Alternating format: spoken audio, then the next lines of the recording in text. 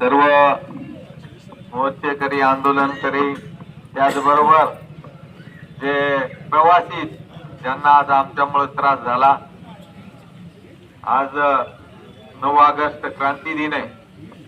आपण 1 तारखेला कॉम्रेड अण्णाभाऊ साठे, क्रांतीचे नाना पाटील यांची सुद्धा जयंती केलेली आहे. आणि ही माणसं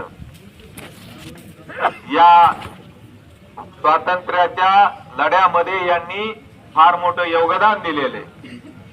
एवढंच नाही तर संयुक्त महाराष्ट्राची चळवळ झाली, या चळवळीमध्ये सुद्धा फार मोठं योगदान.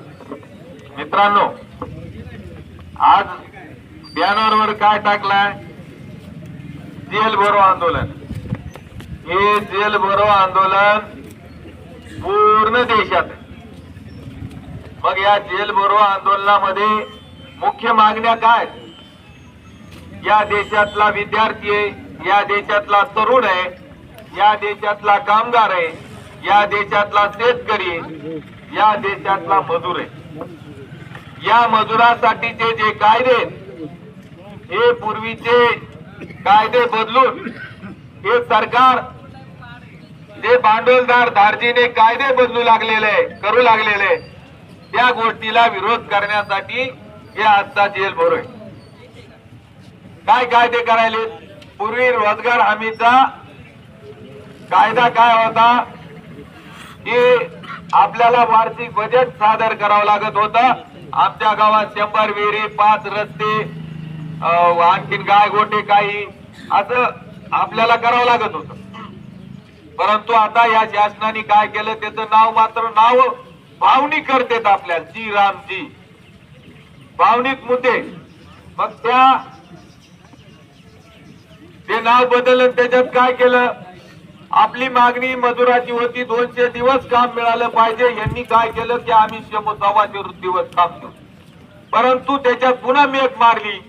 कोणत्या महिन्यात काम बंद करायचं, कोणत्या महिन्यात काय करायचं ते शासन ठरवतं. त्याच्यानंतर आपल्या गावात जर समजा विहिरी कुणाला पाहिजे असल्या तर त्यांनी अगोदरच त्याचं नाव दिलं पाहिजे. रस्ते पाहिजे अगोदरच दिलं पाहिजे. म्हणजे ही योजना बंद करून टाकायची. ज्याच्यामधून आमच्या शेतकऱ्याच्या विहिरी होत होत्या, शेतकऱ्याला जाण्यासाठी रस्ते होत होते, शेतकऱ्याची बांधबंदिस्ती होत होती, नदीचा गाळ गाडा जात होता, हे सगळं आता बंद होणार आहे. बंद हे केवळ मजुराची योजना नाही, तर यामधून शेतकऱ्यांच्या विकासाची योजना होती. ही युपीएच्या काळामध्ये ज्यावेळेस डाव्या पक्षांनी पाठिंबा दिला त्यावेळेस ही मागणी अगोदर घेतली होती, ती बंद करायची यांचं षडयंत्र. कामगाराच्या बाबतीत काय केलं यांनी की आपण काय म्हणतो की 20,000 रुपये किमान वेतन द्या. परंतु हे शासन किमान वेतन तर देतच नाही. परंतु आता तुम्हाला कामगाराचे कायदे काही कामगार फार काही नाही, परंतु त्याच्यावर फार बोलत नाही. आता जे अंगणवाडी, शालेय पोषण, आशा वगैरे यांना सुद्धा आपण काय म्हणतो की त्यांना सुद्धा कामात कायम करा. परंतु हे काय म्हणतात? अनुग्रह अनुदान, अनुदानाने भागत नाही. दुसरा मुद्दा आहे शेतकऱ्यांचा. आता बघा, पेपरला बातमी नाही, कुठं बातमी नाही, परंतु पंजाबच्या शेतकऱ्यांनी आंदोलन चालू केलेले. कारण सगळे पेपर, हे मीडिया, हे सगळे भांडवलदाराचे.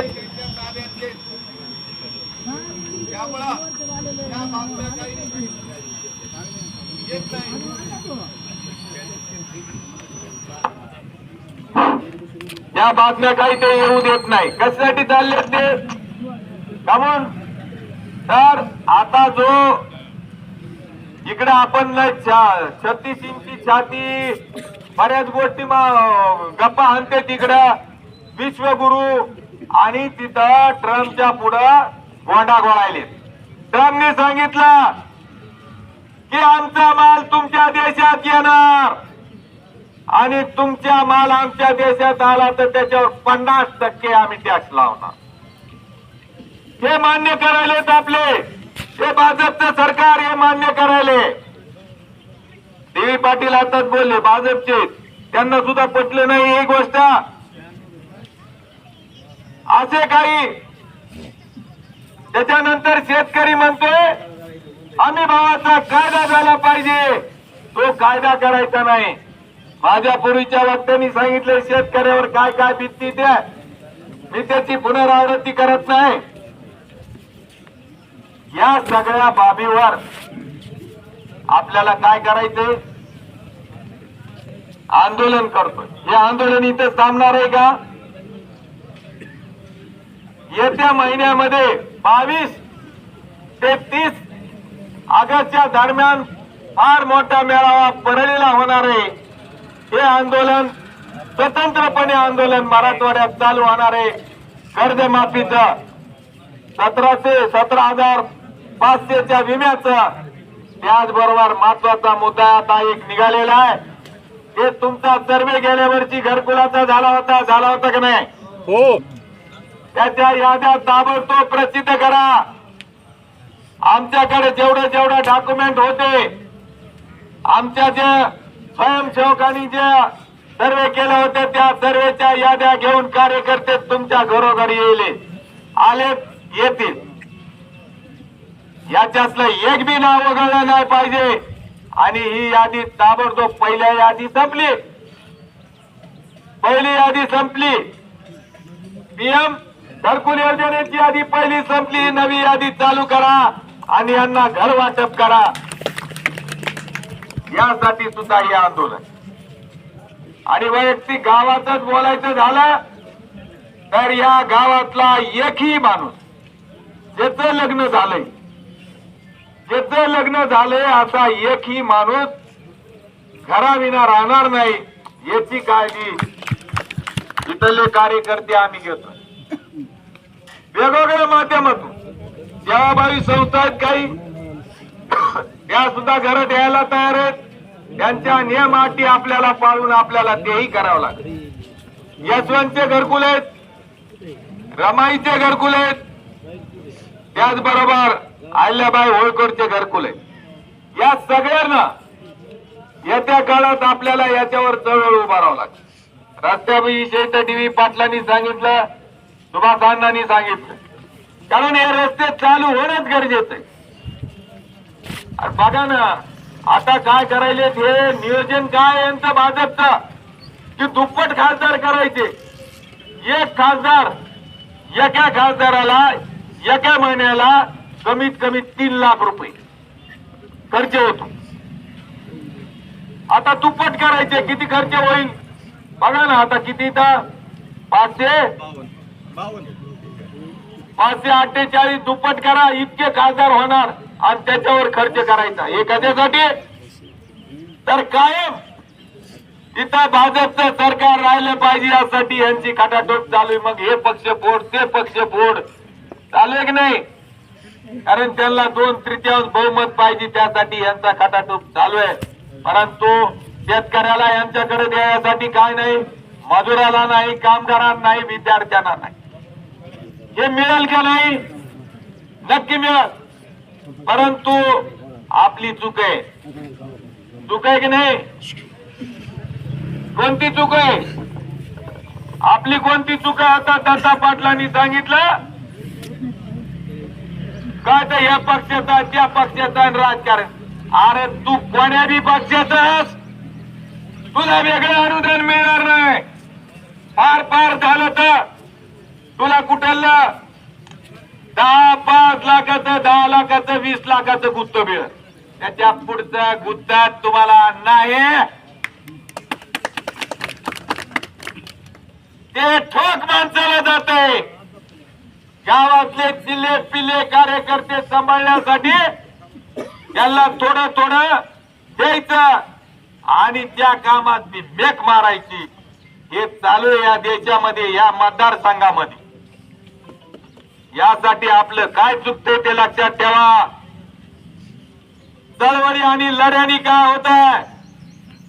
या संसदेमध्ये शेतकऱ्याच्या विरोधात 3 काळे कायदे झाले. 750 शेतकरी शहीद झाले. 18 महिने आंदोलन चाललं, कायदे माघारी घ्यावं लागले का नाही?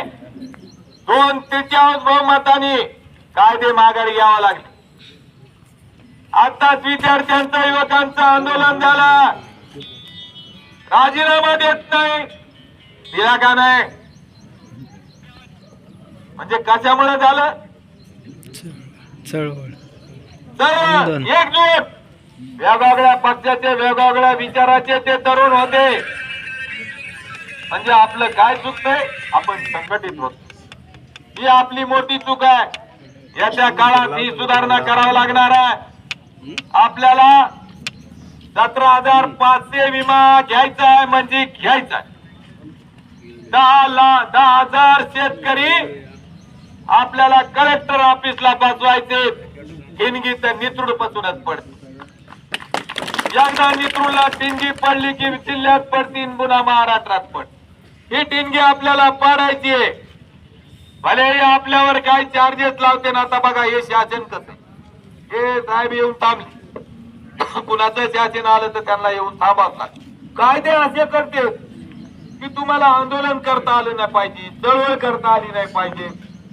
आणि मग मिलिटरी आहे, पोलीस आहे, निमदल मिलिटरी आहे, असे वेगवेगळे जे आहेत, असे 25 लाख यांच्या हातात आहेत. आणि मग याचा दमन, या दमनशाहीचा वापर करून हे आंदोलनाला चिरडण्याचा प्रयत्न करतात. परंतु बघितलं आपण तरुणांनी काय करून दाखवला. येत्या काळात आपल्याला ते करून दाखवायचंय. भले आमच्यावर केसेस होत्या, केसेसचा हे बघा काय, आपण कलेक्टर कोणी होणार नाही काय नाही. केसेसचं काय असतंय, 37 केसेस होत्या माझ्यावर, नोकरी करून रिटायर झालोय. त्यामुळे हे पावसाळून जे टाकतात आपल्याला त्यांच्याकडे लक्ष देऊ नका. आणि येत्या काळात या सगळ्या आपल्याला गोष्टी करायच्या, याकडे लक्ष द्या. एवढं बोलून या ठिकाणी थांबतो. इन्क्लाब जिंदाबाद.